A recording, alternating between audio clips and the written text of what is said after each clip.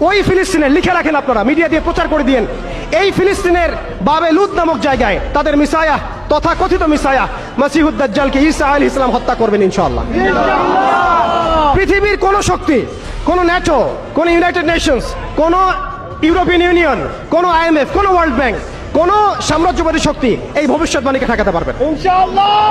আপনি আপনাদেরকে চেষ্টা করতে দেন, সারা পৃথিবীর সমস্ত মুসলমানকে যদি এখন তারা মেরে ফেলে, তবু একটা ভবিষ্যৎবাণী ইনশাআল্লাহ তাআলা তারা পাল্টাতে পারবে না।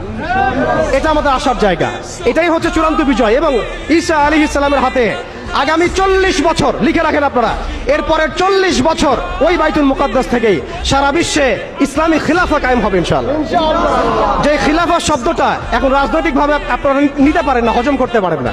আমি জানি আপনারা জানেন না, অনেকেই এটা অজ্ঞতার কারণে হতে পারে, তারা হয়তো জানেন না, আমরা জানাতে এসেছি। এই যে খিলাফা শব্দটা তারা নিতে পারে না, এই খিলাফাই হবে পৃথিবীর শেষ শাসন ইনশাআল্লাহ তাআলা। এই খিলাফা দিয়ে বিশ্ব শুরু হয়েছিল, এই খিলাফা দিয়েই বিশ্ব শেষ হবে। ঈসা আলাইহিস সালাম 40 বছর ওই জেরুজালেম থেকেই এই বিশ্বকে শাসন করবেন ইনশাআল্লাহ তাআলা। এটা লেখা হয়ে গেছে কুদিয়াল আমর, এটা কেউ চেঞ্জ করতে পারবে না।